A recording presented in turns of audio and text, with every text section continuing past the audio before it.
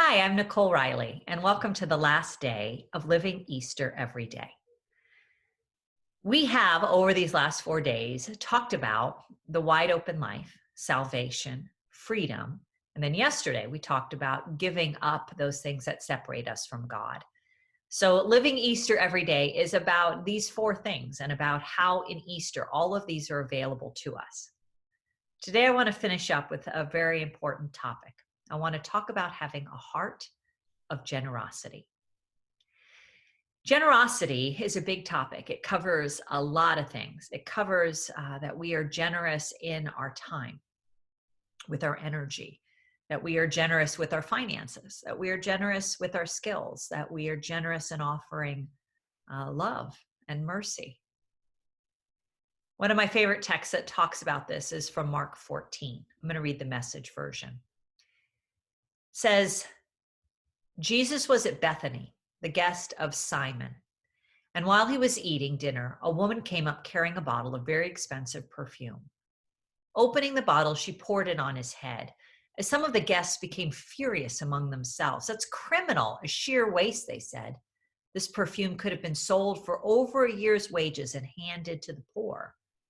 But Jesus said to them, "Let her alone. Why are you giving her a hard time?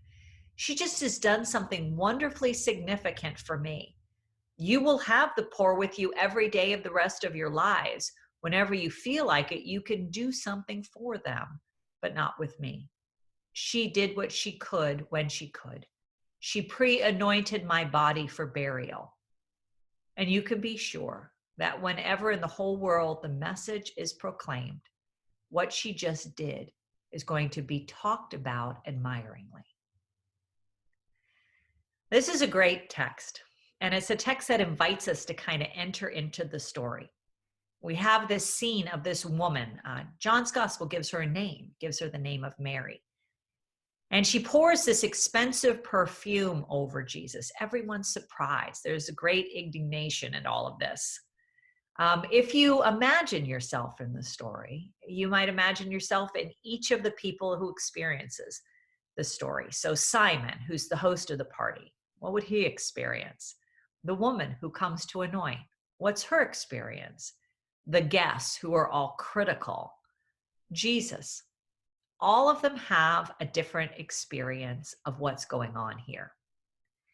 Now, of course, what she does doesn't make sense, at least not rationally.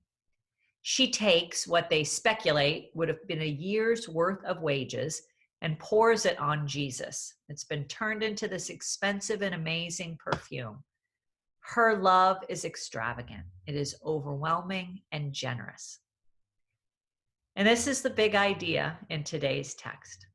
A generous stance toward life is what Easter is all about. Think about it. When we are generous with how we treat people, with how we use our resources, we are having a stance toward life that is much like God stands toward life. God, the giver of all things. Think about it this way. If you can, put your hands out and look at your hands for a moment. Think about how your hands were when you came into this world and how babies have such tiny closed hands and how it's almost hard to get your finger inside them. Now think about the hands of toddlers who hold on to a mom or dad's hand or a preschool buddy's hand when they're out and about. Then think about how, as we grow, we might hold on to mom or dad's hand privately, but not publicly. And eventually, we hold on to the hand of a boyfriend or a girlfriend. In college, we use our hands to do our work and then go into the workforce. If we're fortunate, we may be married to a husband or a wife. We may have children.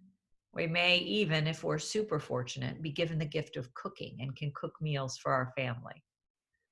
In retirement, we use our hands to hold golf clubs or gardening tools or the wheel of a motorhome. And then as we reach our golden years, we may need our hands to hold a cane or a walker.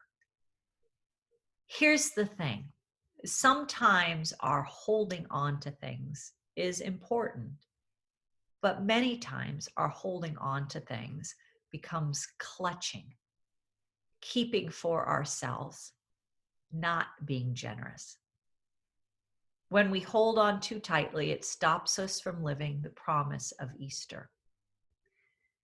Of course, holding on too tightly to what we have is a natural thing for us to do as human beings.